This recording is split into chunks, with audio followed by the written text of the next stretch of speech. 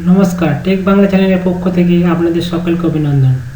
আজকের পর্বে আমরা সিএসএস পজিশন কি এবং এর যে 5টা ভ্যালু আছে এই ভ্যালুগুলো কীভাবে কাজ করে আমরা একটা একটা করে দেখব। তাহলে শুরু করা যাক। প্রথমে আমরা বেসিক এইচটিএমএল ফাইলটা ওপেন করে নিলাম। দেখুন, basic HTML file, block type HTML head থাকবে, এটার ভেতরে স্টাইল থাকবে আর বডি থাকবে এবং এইচটিএমএল দিয়ে ক্লোজ করা থাকবে। এটা হচ্ছে আমাদের বেসিক এইচটিএমএল ট্যাগ। এই বেসিক এইচটিএমএল ট্যাগটা আমি এই ভিউ করে আমি আমাদের পাশে ব্রাউজারটা ওপেন করে রেখেছি। এবার আমি এখানে এই যে বডি ট্যাগের ভিতরে আমি দুটো ডিভ নিলাম।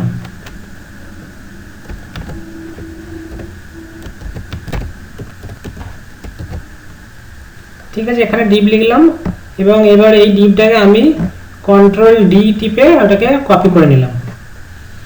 এবার এই ডিভের আমি ক্লাস দিয়ে দিলাম।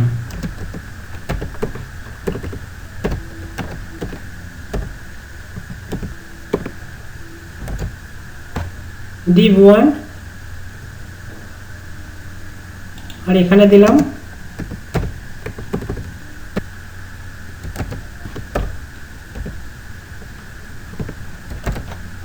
div2।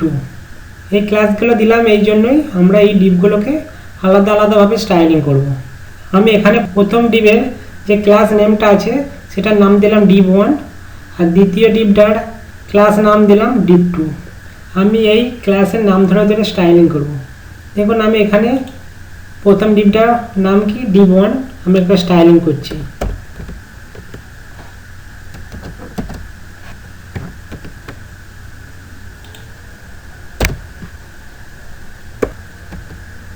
আমি প্রথম ডিভটার একটা উইথ হাইট দিয়ে দিই।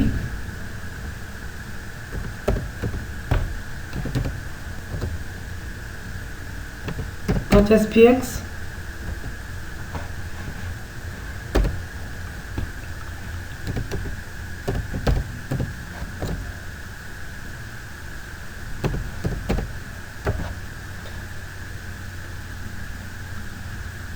উইথ দিলাম 50 px, হাইট দিলাম 50 px, একটা ব্যাকগ্রাউন্ড কালার দিয়ে দিই।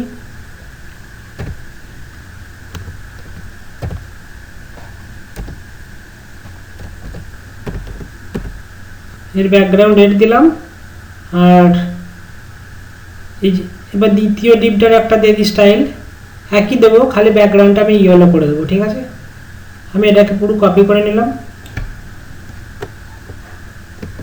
কপি করে এর ভেতর পেস্ট করে দিলাম। এটাকে রেডের বদলে আমি খালি ইয়েলো করে দেবো। এবার আমরা এটাকে সেভ করব। সেভ করার আগে আমাদের এখানে একটু মিস্টেক আছে, যেহেতু এটা দেখুন এখানে ডিভ ক্লাস, এই যে নামগুলো দিচ্ছি div1 এটা হচ্ছে ক্লাস, সেই জন্য ডিভের আগে আমাদের ক্লাস যে আমাদের সিগন্যালটা আছে এই ডট, এই ক্লাসটা আমাদের অবশ্যই দিতে হবে। এখানে ক্লাস দেবো আর এখানেও দেবো এই ডটটা, মানে ক্লাস। এটা হচ্ছে আমাদের ক্লাসের সাইন, এই চিহ্নটা। এইভাবে আমরা স্টাইলিং করলাম। এবার এটাকে আমরা কন্ট্রোল এইচ দিয়ে সেভ করে আমরা ব্রাউজারটাকে রিফ্রেশ দেবো। দেখুন এখানে আমাদের দুটো ডিভ এসে গেছে।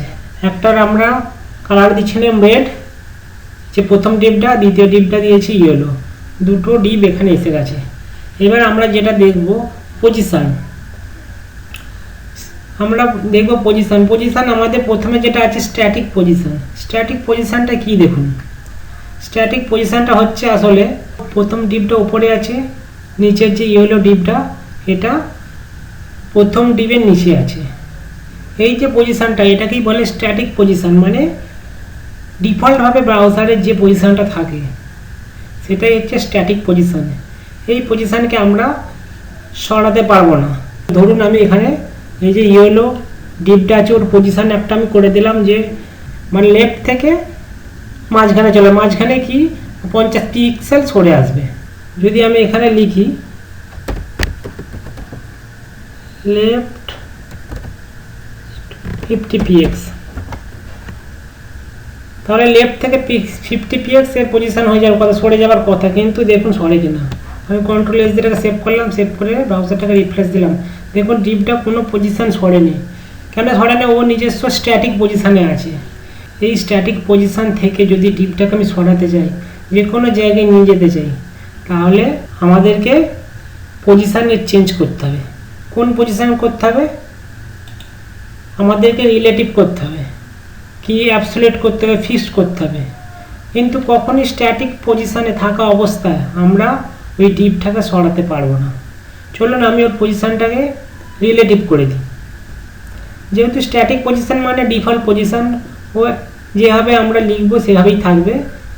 আমরা এটাকে এডিটিং করতে পারবো না বা আমাদের ইচ্ছা মতো অন্য কোনো জায়গায় পজিশানে সরাতে পারবো না। আমাদেরকে সরাতে হলে আমাদেরকে রিলেটিভ পজিশান দিতে হয়। দেখুন আমি এখানে এই রিলেটিভ পজিশানটা আমি এখানে ব্যবহার করছি। দেখুন রিলেটিভ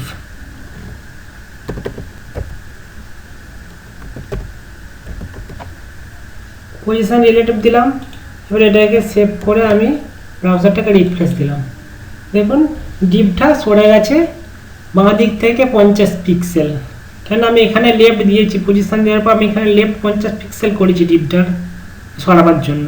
যদি এখানে আমি 100 পিক্সেল করে দিই তাহলে ডিপটা 100 পিক্সেল সরবে। দেখুন 100 পিক্সেল করে দিলাম।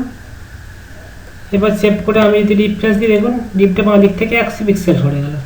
এইভাবে আপনি এই ডিপটাকে যেখানে খুশি আপনি সরাতে পারেন। রিলেটিভ পজিশান দিয়ে ডিপটাকে আপনি বাঁ দিক থেকে ডান দিকে সরাতে পারবেন, ঠিক আছে। কিন্তু ডিপের যে নিজস্ব এরিয়া, ডিপটা কোথায় ছিল? ডিপটা ছিল এই জায়গাটায়। দেখুন এইখানটা করে ডিপটা ছিল, ডিপটা সরে গেছে এইখান থেকে এইখানে। তাহলে ডিপের পজিশানটা কিন্তু এখানে আছে। ডিপ এই জায়গাতে কাউকে আসতে দেবে না, কেন? ও নিজস্ব জায়গাটাকে দখল করে আটকে রেখে দিয়েছে। ডিপ যতই এখান থেকে এখানে যাক না কেন বা এখানে আসুক না কেন, ওর নিজস্ব যে জায়গাটা, ও জায়গাটাকে দখল করে রেখেছে। অন্য কোনো ডিপ যদি আমি এখানে লিখি, কিন্তু এই জায়গায় কখনোই আসতে পারবে না। দেখুন আমি আর একটা ডিপ নিচ্ছি এখানে। এই ডিপটাকে আমি কপি করলাম, কপি করে ডিপ 3 করে দিলাম। আমি একটা স্টাইলিং করে দিই, ডিপ 3 আমি একটা স্টাইলিং করে দিচ্ছি এখানে।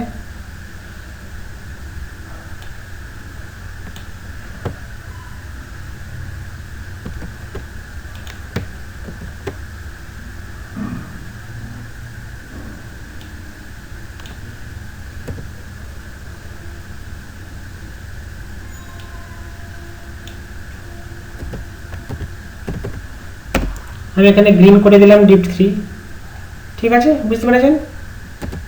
আমি এখানে ডিপ নিলাম ডিপ 3, সেই ডিপটার এখানে স্টাইলিং করে দিলাম, আর কালারটা হয়ে যাবে গ্রিন, ব্যাকগ্রাউন্ড কালারটা একই সাইজের ডিপটা হবে।